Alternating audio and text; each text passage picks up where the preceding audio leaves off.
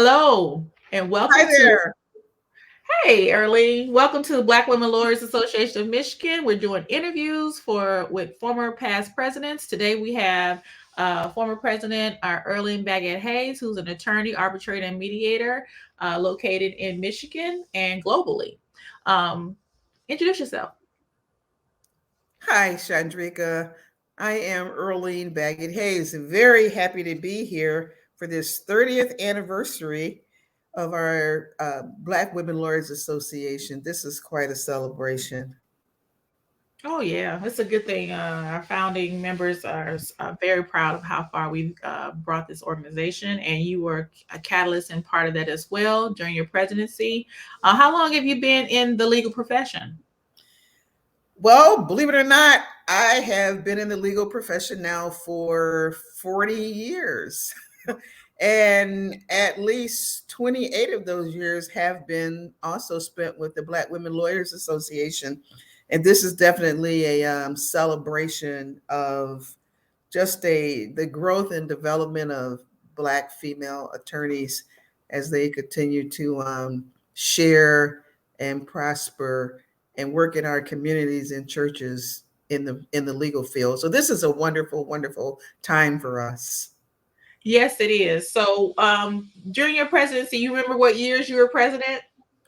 Oh, I thought you were going to probably ask me that. I'm going to predict that it was around, you probably have the information there. I'm going to predict that it was probably around 2000, 2002, somewhere in that area. But Okay, that's a prediction. okay, no problem. I'm sure in 10 years I'll forget my years as well when I was president. When But I I would tell you that I had a wonderful board working with me, and we had wonderfully active Black female attorneys and some other individuals who work with us. And we really, really were able to build upon those presidents who preceded me and hopefully set a path for those who have come after us. Okay. So, what benefits do you think you gained from being a member of BLAM? Wow. As a member, you know what? That benefit continues to grow. But early on, the benefit was that I needed to network as a new lawyer with no mentors and very little direction. I needed to network. And so I joined organizations and I eventually stumbled across the Black Women Lawyers Association. It was actually exactly what I needed. I needed support not only from a personal vantage point, but also from a professional vantage point. I happened to be the first lawyer in my family, and I didn't know anyone else who was a lawyer. And I was a bit of a transplant to Michigan. I didn't attend law school here. So the Black women lawyers, the founders, they embraced me, they encouraged me, they assisted me, they provided consultation as well as consolation. And that's what really has inspired me to be a very active mentor as well. Okay. So, now when you say you're an active mentor, by chance, how do you go about mentoring?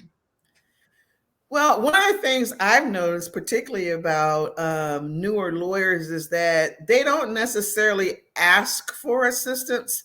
So I think one of the things that's really, really important to me is to reach out to new lawyers and say, "Hey, how's it going?" And if they say, "Oh, it's fine," I say, "Yeah, but tell me how it's going." I have even found myself attending swearing in ceremonies, introducing myself to new, primarily African American female attorneys, saying, "Hey, here's my card. If there's anything you'd like to ask, like to know, please don't be embarrassed." Because again, when I started practicing law, it seemed that there was just a really tough time getting information. So, my goal in terms of mentoring is obtaining and providing information. So, one of the things we did under my presidency was we put together a Black women lawyers referral guide or directory. And that document listed probably 35 or 40 Black women female attorneys, and many of them didn't know that the others existed. Right. So they were able to, from that point, contact each other. You know, some of us specialize in certain areas. So if I need a real estate attorney, hey, I can go to that referral directory. Or if I need a divorce attorney, I can go to that divorce attorney in that referral directory. So it was very helpful. And now with what you're doing, Chandrika, as well as some of the others with social media, you've expanded upon that, and it is definitely appreciated.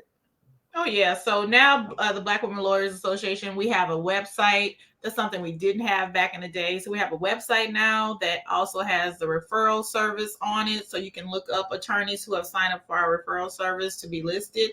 So therefore, not just we can find each other, but the community at large can now find us.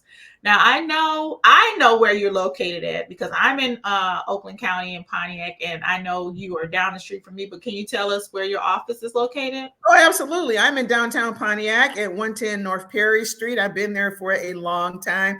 I'm directly across the street from the 50th District Court. But let me say this, my practice nowadays is a national practice. So I can be anywhere. I do a ton of traveling. And what I do is called arbitration and mediation. And I like to share that with people I mentor because there really are a lot of opportunities in the practice of law far and beyond going to court every day. So as an arbitrator, I bring people into my office and I listen to their case and I decide it for them. They don't even have to go to court. And as a mediator, I bring people into my office and I facilitate a discussion between them, which allows them to settle their own dispute. They don't have to go to court. And I really find this as an advantage, particularly within the communities within which we work.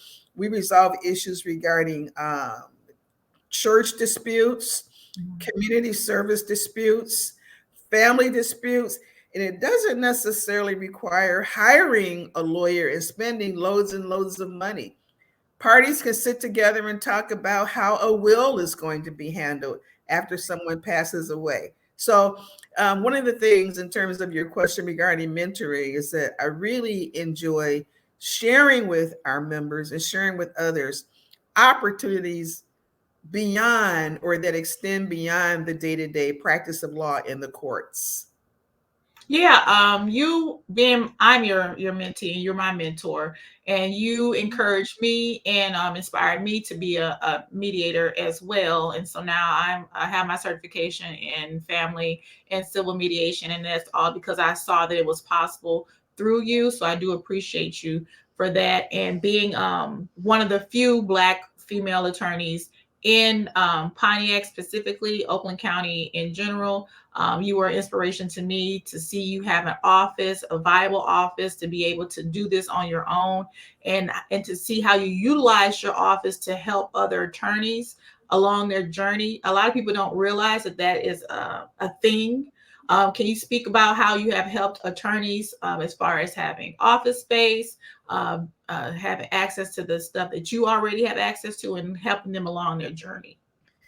Well, one of the things about entering the practice of law was that everything seemed to be a secret. And I'm like, why is it so tough getting information? So I was with an organization. And by the way, networking is extremely important.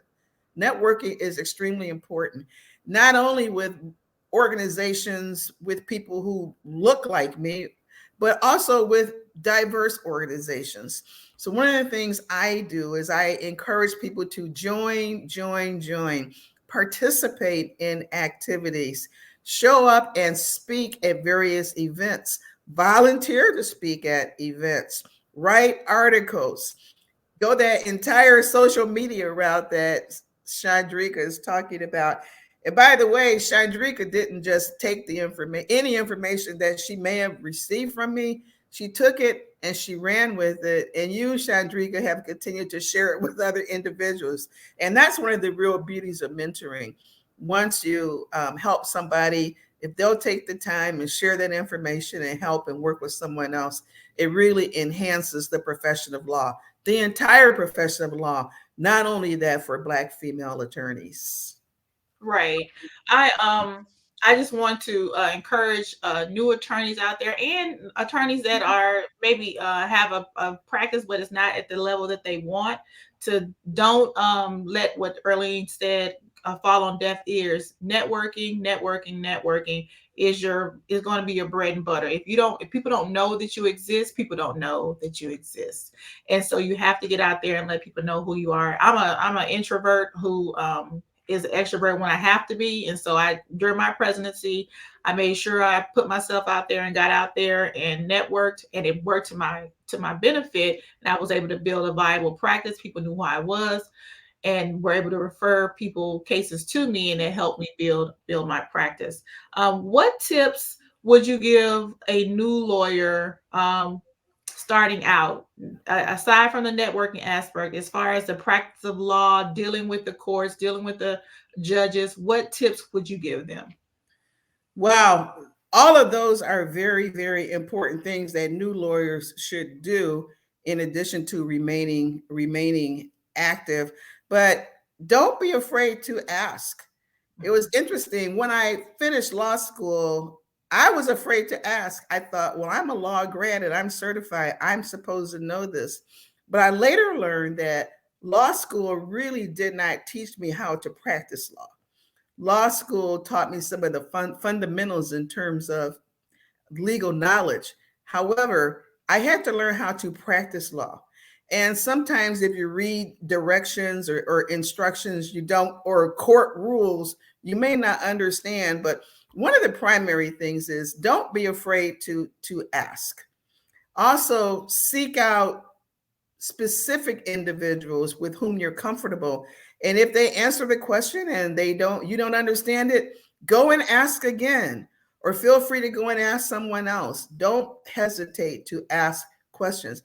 I guess another rule of thumb that I had to convince myself of was, this may not be a popular one, but it was to not be fearful of the judges. Mm. Be prepared, and be prepared to take the judges on in a respectful and educated manner. I remember one experience I had, and it happened to be one of the very first times that I appeared in court.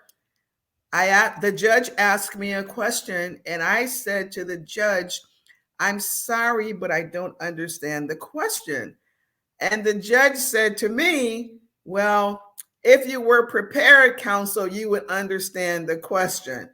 And all of a sudden, I bolted and said, "Well, excuse me, Judge, but I am very prepared. I have spent hours before coming to court to prepare for this case. So I would suggest that perhaps you might consider rephrasing the question." So it didn't get me in trouble, but I think it got that judge's attention. And from that day on, I thought I really had the respect of that judge, and we became very good friends. And we had times when we were able to laugh at that experience. So you want to make certain that you're prepared, but also, you have to have the courage in court to do certain things and to say certain things. And that's how we zealously represent our clients.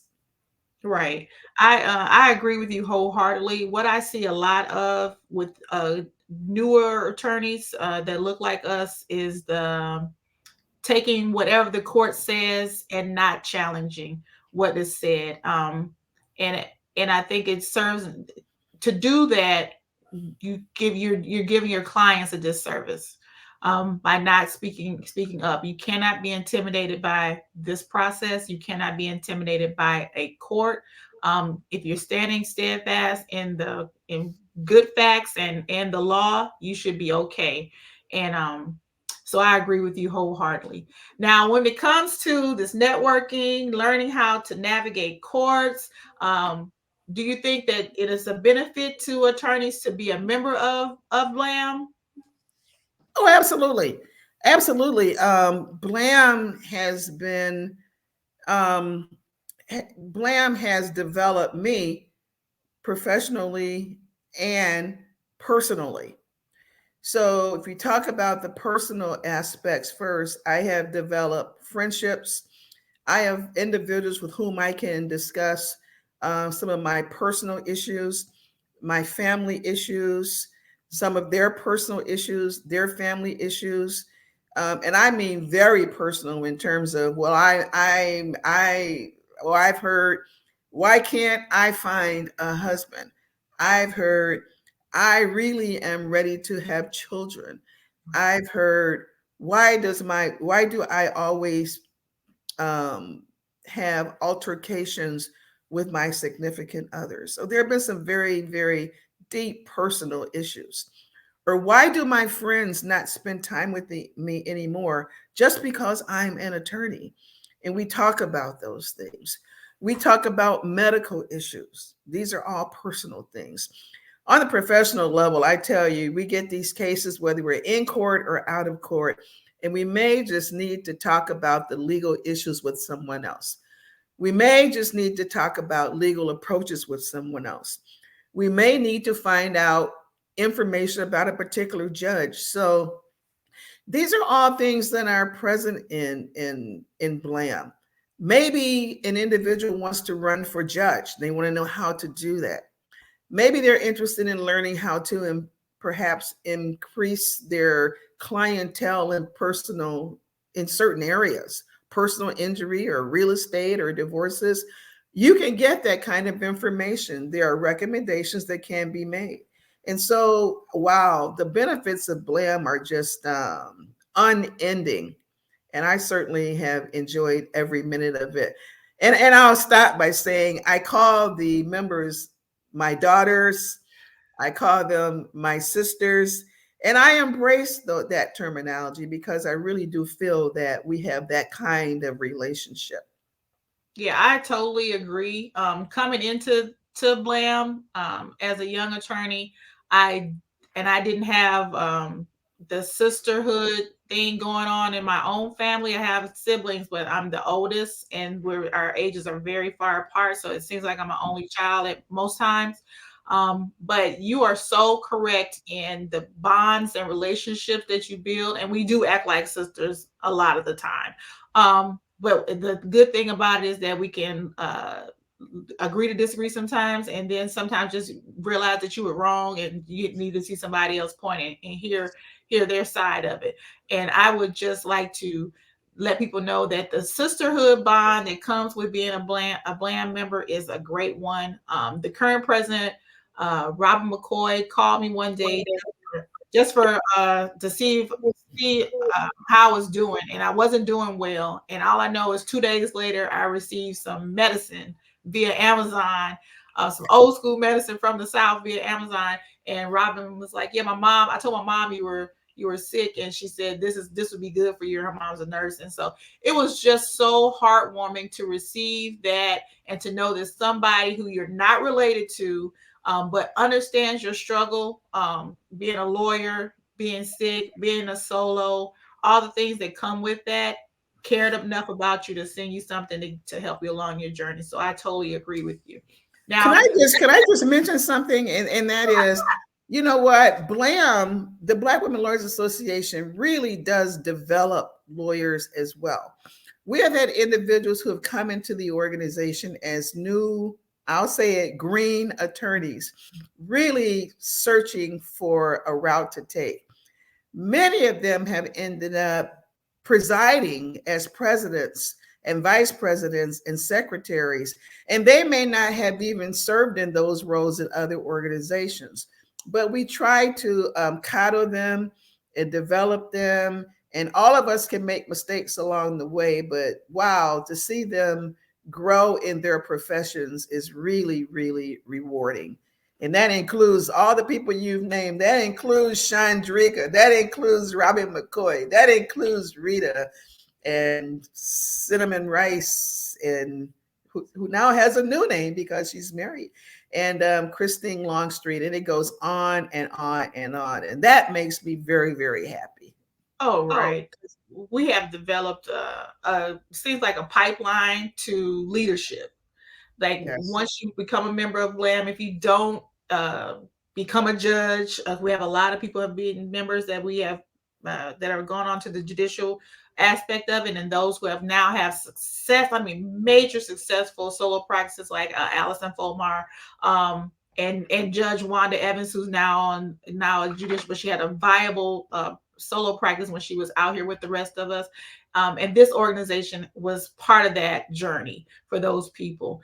So I would encourage anybody that wants to be a member of BLAM to become a member of BLAM, because we are a tight-knit sisterhood and we support each other in all our endeavors. Now, your office is located in Oakland County. You've been here for a long time. You're originally from Chicago, correct? That's correct. And so I know it had to be a culture shock to go from Chicago to this small Pontiac town in Michigan. Now, tell us what was your journey of being a Black attorney, Black woman attorney in Oakland County? Like, what did your journey look like? Well, that's a long story, and I'll try to make it brief. But I will tell you that when I first moved to Oakland County, it was obvious to me that there was not a Black law firm in Oakland County. And I was very naive. I thought, I'm going to be the first Black law firm in Oakland County. However, that didn't work, because I went around to various people and said, let's start a law firm. Let's start a law firm. Let's start a law firm. But individuals, for whatever reason, were more interested in working singularly as solo practitioners. To this day, and I would go on record indicating that there still needs to be viable African-American run law firms in Oakland County. So I'd like to go on record as saying that. So I thought, well, since I can't start a firm, I can at least get an office, right, Chandrika? Right. And so I began to practice in my office. And since then, I practice in my office. Now, I do make office space available for other attorneys who are interested in working in the area. I have attorneys who use virtual space, as well as attorneys who rent space. And there's other space available there in downtown Pontiac. And I've let attorneys come in and utilize space, and oftentimes I don't even charge them for it, because I remember what it was like getting started, and that space continues to be available. Yeah, I again, being your mentee, I do the same thing. Anybody that needs a office space or needs a place to land, you could use my office. And because I don't like the whole gatekeeping aspect of it, I don't think anything should be secretive, especially when we are starting a race behind the veil. So we actually should help each other more. And I think that's what I love about this organization, is that it allows you to do that with your sisters. Ask questions. I get text messages all the time from people asking me questions in court, asking me questions about this and that. Can you tell me such and such? The fact that we're not a major, we're mostly solo practitioners. We don't have a large law firm to be able to bounce ideas off of and be able to have first chairs and second chairs. We are each other's first chair and second chair. We are each other's law firm partners. And so that's one of the good things about being part of BAM, to be able to ask a question about a particular court, about a particular judge, about a particular issue, and actually get some feedback from your sisters regarding it. So I got another question for you. So I got to tell you something first. So you asked about Chicago. The first thing I did in my office, though, is I went and bought a picture, and it has huge, tall edifices, large buildings on it. So I brought my Chicago to my office. And again, having been born and reared in Chicago, there are certain attitudes, there's certain strengths, there's certain skills that you bring, in my opinion, from a large city into a smaller town. And I've tried to effectuate that as much as I can in terms of remaining to be a strong African-American female attorney. Oh, okay. Yeah, I that's a good thing, because I'm a transplant as well, so I'm not from here. My husband is, so I understand coming from somewhere else and then having to build something foreign in a place where you don't really know people like you knew back home. Yeah, Um, it's tough to do, but it's doable. It's it doable. is doable, and I think I've been able to do that with the help of being an active member of BLAM. Do you Yes. have any legal stories that stand out to you that over your career that you remember, maybe one or two, and the reason why it sticks out to you?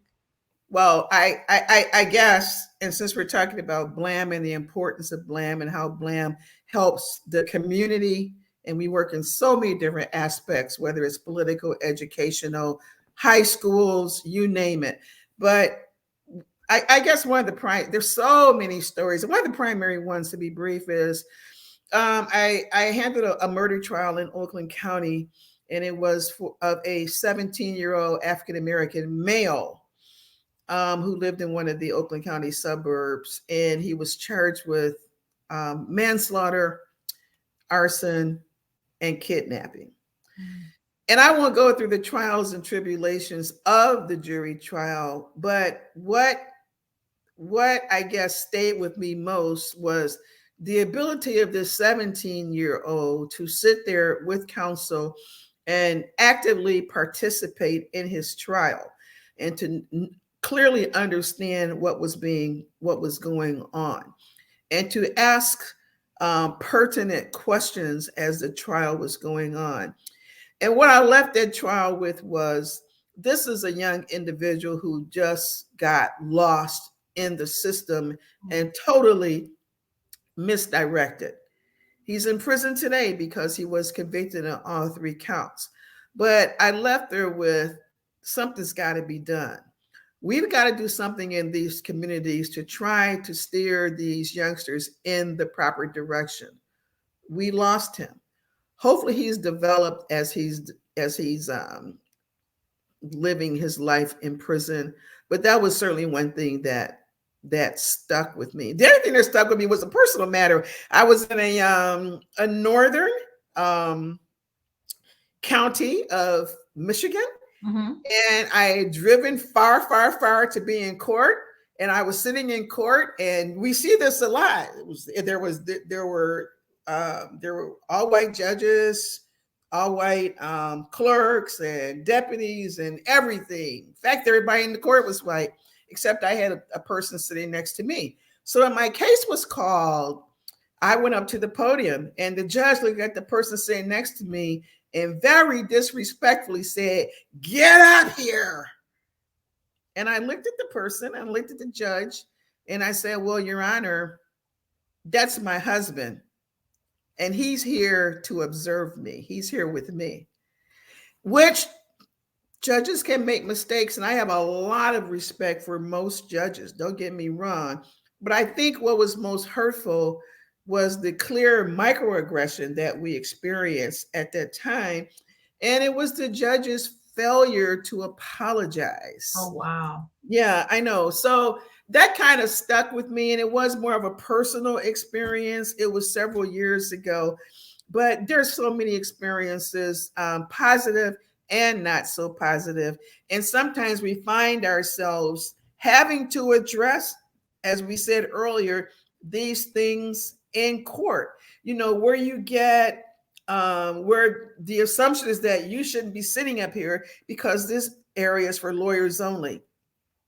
Or where you get, well, my name is Earlene Baggett Hayes, but I get called 3 or 4 other names because people don't really see me. They don't know who I am. So I'm the Black attorney, so that means I must be person A. So there are things those are memorable kinds of experiences, and I try to retain a positive attitude and respectfully remind people of how I've received whatever inappropriate behavior has taken place.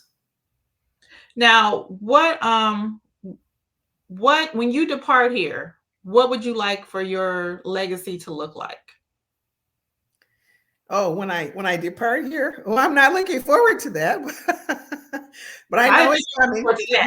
Yeah, I know it's coming. I would just like to be remembered as a skillful attorney who truly cared about her clients and did the very best that she could. Right. I like that. And I would just like to say, give you your flowers now. I appreciate you when during my presidency, we all make stumbles and do things a certain way. I appreciate you being honest with me. I appreciate you pulling me to the side. I appreciate you being of good counsel to me and give me good advice of how to conduct myself in leadership and how to do things differently and possibly get a different result. You don't know how, you may know, but how much it did really impact me and change my way of thinking and how I go about administering things in leadership in the future. So now I'm president of the solo section for the second time elected, and I took on that role differently than I did when I was president of BLAM, based just on information and feedback that I received from you of what to do going forward, particularly about engaging and not doing everything yourself and bringing people on board and making them a part of the process. So therefore you don't have everything on your own, that you're holding others accountable for their part in making sure that this organization thrives. And I really appreciate you for that. And I also appreciate the cards you send. I also appreciate the phone calls, the random phone calls. And you don't know, because I don't get a lot of calls from people outside of family asking for free legal advice, as you will know how that goes.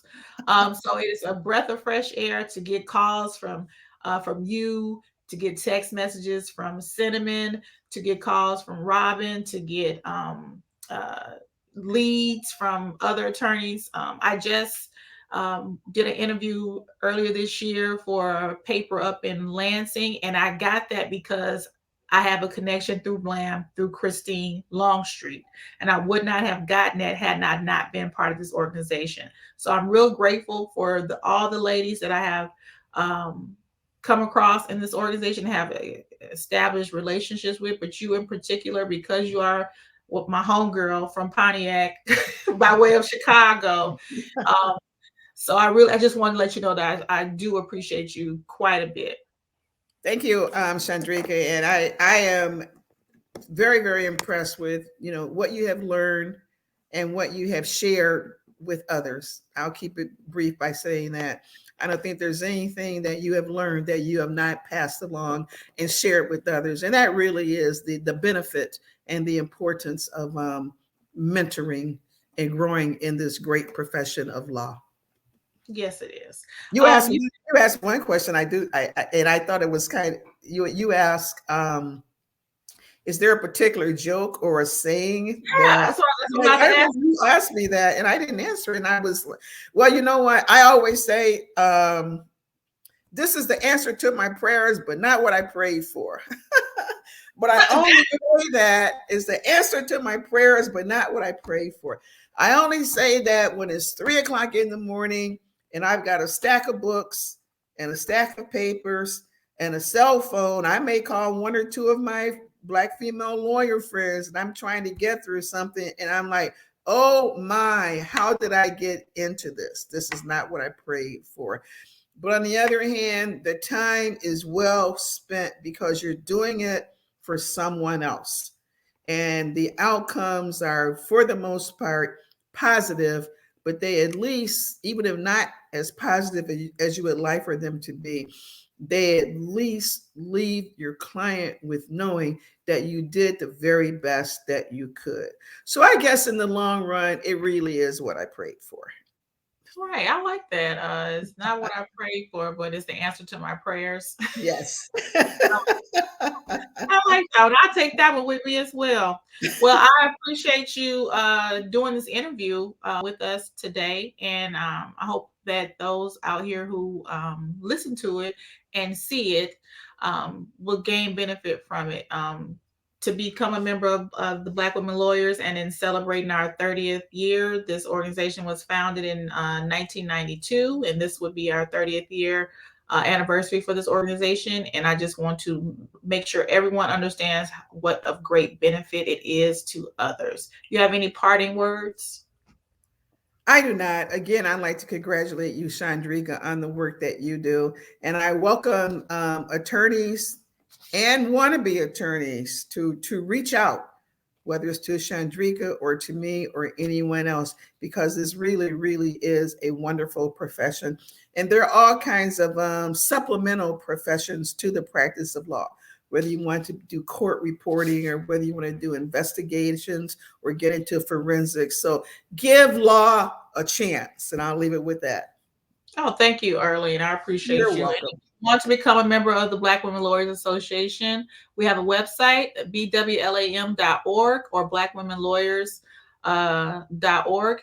And we will encourage you to become a member. We also accept members that are not attorneys, and we have several members that are not attorneys, but maybe court personnel or just want to be a support to us, or you have a role in a supporting role in the judicial system. And so we encourage you all to become members of BLAM. We are a great group of people. Thank you Absolutely. again, Earlene. Appreciate you. You're welcome. All right. So, Okay.